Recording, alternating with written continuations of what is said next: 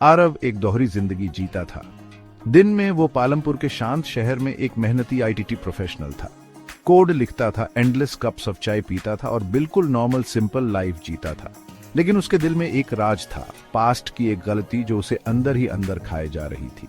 Guilt एक परछाइयों की तरह हमेशा उसके साथ रहता था। इसी डर से वो किसी से क्लोज कनेक्ट नहीं बना पाता था कि कहीं उसका राज खुल न जाए। उसकी जिंदगी बोरिंग थी, काम, खाना और बेचैनी भरी नींद का एक साइकिल। वो कनेक्शन चाहता था, लेकिन अपने आसपास दीवारें बना ली थीं। लोगों के जजमेंट्स का डर उसका कांस्टेंट कंपेनियन था। सोशल गैदरिंग्स एक बर्डन थे, हर मुस्कुराहट एक केयरफुली कंस्ट्रक्टेड मास्क। सिर्फ अपने छोटे से अपार्टमेंट की खामोशी में ही आरव खुद हो पाता था, अपने भूतकाल से लड़ता हुआ। एक रात सॉलिस ढूंढते हुए आरव एक ऑनलाइन चैट रूम पर पहुंच गया। बेकार की बातों के बीच एक यूजर नेम ने उसकी नजर खींची, फ्री स्पिरिट 21। इंट्रिग्ड होकर उसने मैसेज भेजा।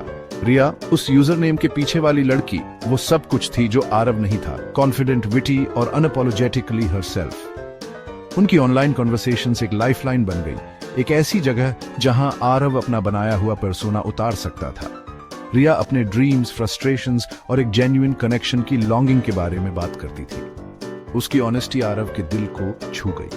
वो खुद को खुलता हुआ पाया, अपनी लाइफ के कुछ हिस्से शेयर करता हुआ, उस डार्क सीक्रेट को छुपाते हुए जो उसे परेशान करता था। वो उसकी वार्मथ, उसकी उस एबिलिटी की तरफ अट्रैक्ट हो रहा था जिससे वो कंप्यूटर स्क्रीन पर भी उसे स्पेशल फील करा पाती थी।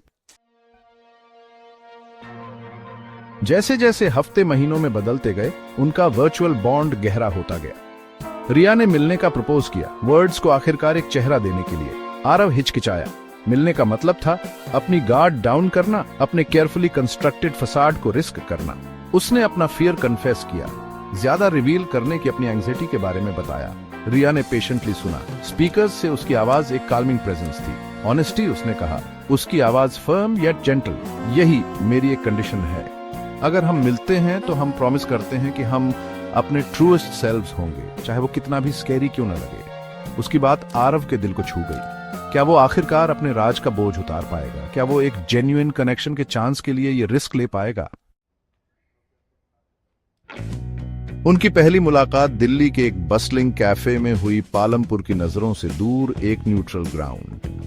आरव घबराहट से भरा हुआ था, उसका दिल तेजी से धड़क रहा था। रिया अपने प्रॉमिस के मुताबिक a breath of fresh air थी। उसकी स्माइल वार्म थी, उसकी आंखें एक ऐसी सिंसेरिटी रिफ्लेक्ट कर रही थीं जिसने उसे डिसार्म कर दिया।